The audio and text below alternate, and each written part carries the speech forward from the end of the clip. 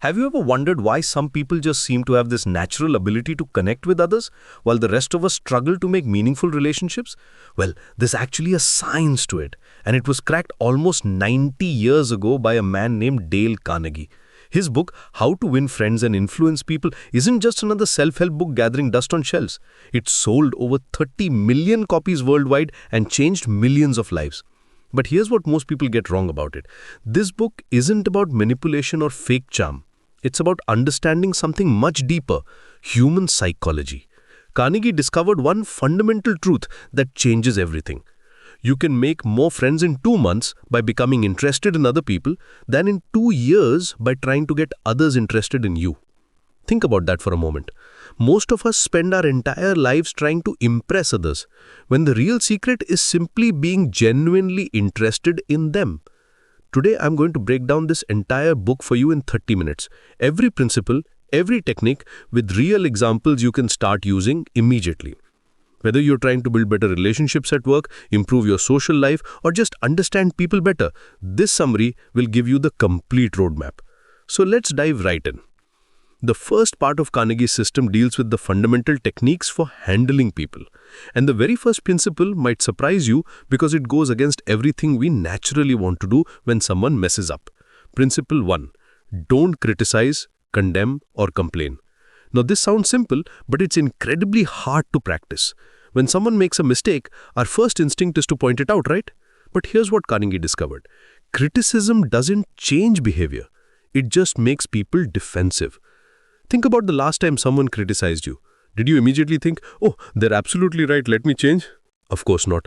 You probably spent the next 10 minutes thinking of all the reasons why they were wrong. That's exactly what happens when we criticize others. Instead of fixing the problem, we create resistance. Carnegie gives this brilliant example. Instead of telling your team member you always submit reports late, try understanding their situation first. Maybe they're overwhelmed, maybe they need better tools, maybe they don't understand the importance. When you approach with understanding instead of blame, people actually want to improve.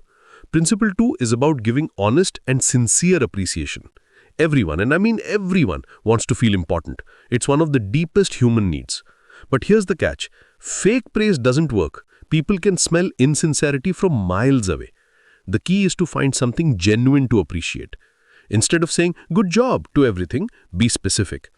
I really appreciated how you handled that difficult client call. Your patience and clear explanations turned a frustrated customer into a happy one. See the difference? You're praising the specific effort and its impact. Carnegie tells the story of how he once praised a postal worker for his efficiency during a busy day. That simple, genuine appreciation made the worker's entire week. And guess what? Carnegie always got exceptional service at that post office from then on. The third principle is to arouse in the other person an eager want. This is where most people get influence completely wrong. We try to convince others by explaining why something is good for us, but people don't care about what's good for you. They care about what's good for them. Let's say you want your colleague to help you with a project. Instead of saying, I really need your help because I am behind schedule, try this. I think this project could be a great opportunity for you to showcase your analytical skills to the management team. Would you be interested in collaborating? See how that works? You're not asking for a favor. You're offering an opportunity. People are much more likely to say yes when they can see the benefit for themselves. Now let's move to part 2. 6 ways to make people like you. And the first one is probably the most powerful technique in this entire book. Principle 4. Become genuinely interested in other people. This is the foundation of all good relationships. Most of us spend conversations waiting for our turn to talk. We are thinking about what we want to say next instead of really listening to what the other person is saying. But when you flip this around and become genuinely curious about others, magic happens. Ask questions about their work, their hobbies, their opinions. And here's the important part. Actually listen to the answers. Don't just wait for them to finish so you can share your own story. Carnegie shares this amazing example of a woman who became the most popular person at parties simply by asking people about their interests and listening with genuine curiosity. She rarely talked about herself, but everyone loved talking to her because she made them feel heard and important. Principle 5 seems almost too simple. Smile. But there's real science behind this. A genuine smile communicates warmth, confidence, and approachability before you even say a word. It's like a universal language that says, I'm friendly and safe to talk to. Now, I'm not talking about a fake, forced smile. People can tell the difference. I am talking about the kind of smile that comes from genuinely being happy to see someone or meet them. It sets the entire tone for your interaction. Principle 6 is about remembering a person's name. Carnegie called a person's name the sweetest sound in any language to that person. When you remember someone's name and use it respectfully in conversation, you're sending a powerful message. You matter enough for me to remember. Here's a practical tip. When someone introduces themselves, repeat their name immediately. Nice to meet you, Priya. Then try to use it once or twice during the conversation. This not only helps you remember it, but makes the other person feel acknowledged. Principle 7. Be a good listener. This goes deeper than just staying quiet while someone talks. Good listening means encouraging others to talk about themselves and their interests. Ask follow-up questions. Show that you're engaged. Don't interrupt or try to top their stories with your own. Carnegie observed that people who are good listeners are often considered great conversationalists, even if they barely speak. Why? Because they make others feel heard and valued. Principle 8 is about talking in terms of the other person's interests. If someone is passionate about cricket, don't force a conversation about your love for classical music. Meet them where they are. Show genuine interest in what excites them. This doesn't mean you have to fake interest in things you don't care about. It means finding the human element in their passion that you can connect with. Maybe you don't love cricket, but you can appreciate the dedication and strategy involved. The final principle in this section: make the other person feel important and do it sincerely. Everyone wants to feel valued and respected. When you can make someone feel important through your words and actions, you create a powerful connection. This could be as simple as asking for their advice on something, acknowledging their expertise, or recognizing their contributions. The key word here is sincerely. People can sense when you're just going through the motions. Part 3 of Carnegie's system is about winning people to your way of thinking. And the first principle here is counterintuitive. The only way to win an argument is to avoid it. Think about the last argument you won. Did the other person walk away thinking, wow, I was completely wrong and I'm so glad they corrected me? Probably not. They likely walked away feeling resentful and more convinced of their original position. Carnegie realized that even when you win an argument, you lose.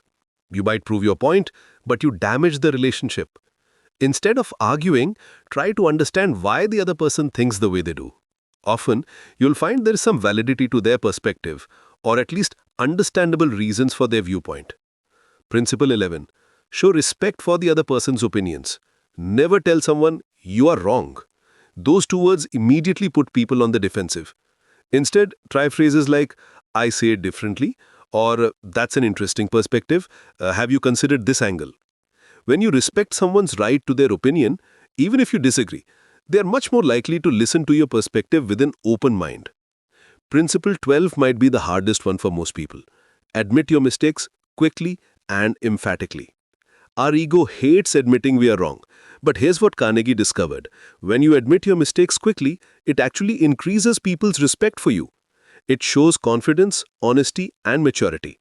Plus, it completely disarms any criticism the other person might have had. It's hard to attack someone who's already acknowledged their error and is working to fix it. Principle 13. Begin in a friendly way. The tone you set in the first few seconds of any interaction often determines the entire outcome. If you start aggressively or defensively, the other person will match that energy. But if you start with warmth and friendliness, you create space for productive conversation.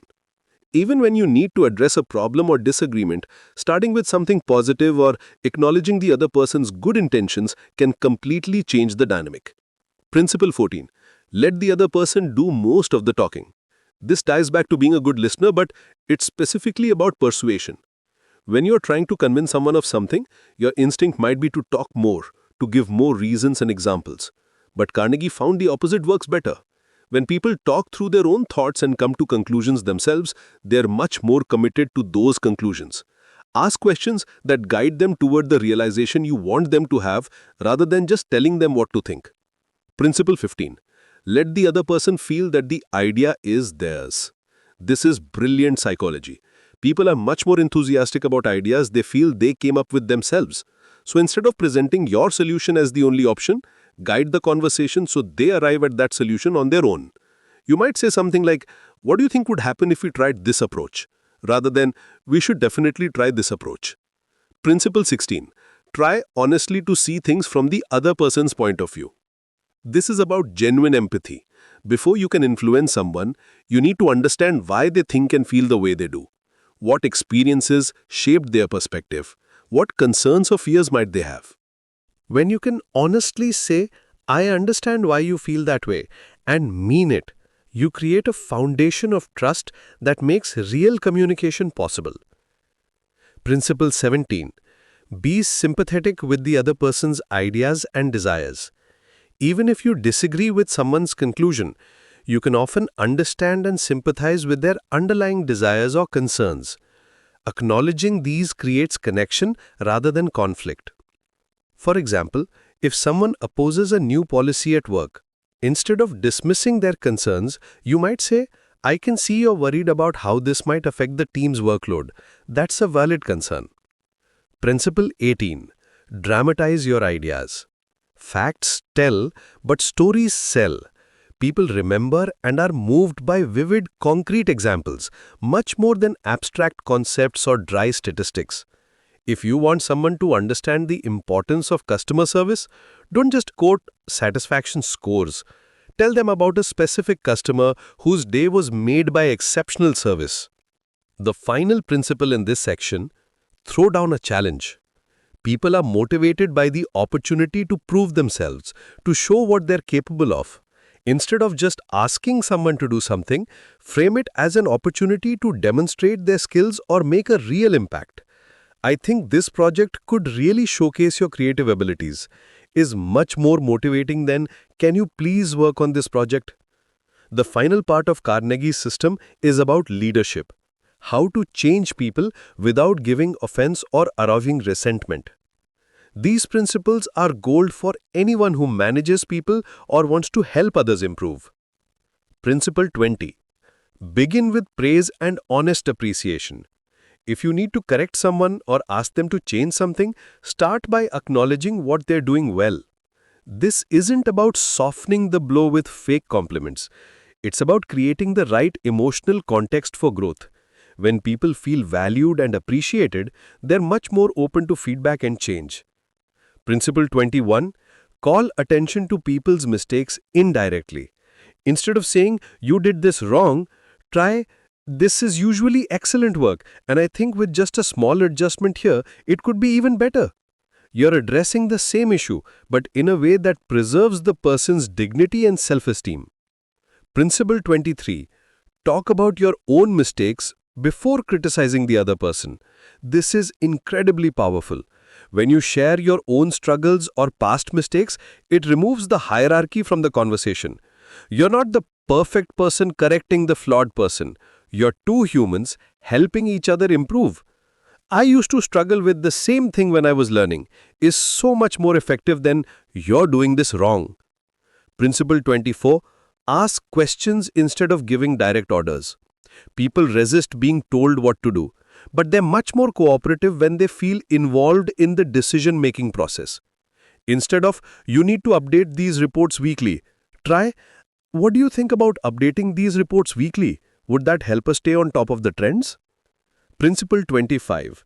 Let the other person save face. Never embarrass someone, especially in front of others. If you need to correct someone, do it privately. If they've made a mistake publicly, find a way to address it that preserves their dignity. Remember, embarrassing someone doesn't just hurt them in the moment, it creates a lasting enemy. Principle 26. Praise the slightest improvement and praise every improvement.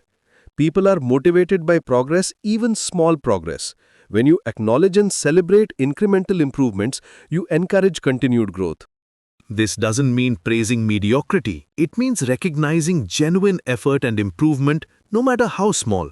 Principle 26. Give the other person a fine reputation to live up to. People tend to live up to the expectations we set for them. If you tell someone they're naturally good at something or that you have confidence in their abilities, they're more likely to rise to that level. "I know you have great attention to detail" is more effective than "please be more careful." Principle 27. Use encouragement. Make the fault seem easy to correct. Instead of making someone feel like they have a huge problem to overcome, frame it as a small adjustment that someone with their abilities can easily handle. This is just a small thing that I know you can fix quickly, versus this is a major issue that needs to be addressed. The final principle, make the other person happy about doing the thing you suggest. This brings together everything we've learned. When you can present a request or suggestion in a way that makes the other person genuinely excited about it, you've mastered the art of influence. This might mean connecting it to their goals, showing how it'll help them grow, or framing it as an opportunity rather than an obligation. So what's the core message of how to win friends and influence people? It's actually quite simple but profound. You don't influence people by force or manipulation. You influence them by understanding them. Carnegie discovered that influence comes from empathy, really understanding what others think, feel, and want. It comes from listening more than talking. It comes from showing genuine respect for others even when you disagree with them. And it comes from putting aside your ego and focusing on the other person's needs and interests. The book teaches us that when dealing with people, we're not dealing with creatures of pure logic, we're dealing with creatures of emotion, with their own fears, desires, and dreams. When you can connect with that human element, when you can make others feel heard, valued, and important, you create the foundation for real influence and lasting relationships. These aren't just techniques for getting what you want. They're principles for building a life filled with meaningful connections and positive impact on others. And in a world that often feels increasingly disconnected, these skills are more valuable than ever. The beauty of Carnegie's approach is that it's not about changing who you are, it's about becoming the best version of yourself. Someone who genuinely cares for others, who listens with real interest, and who helps others feel valued and important. When you do that, influence and friendship follow naturally.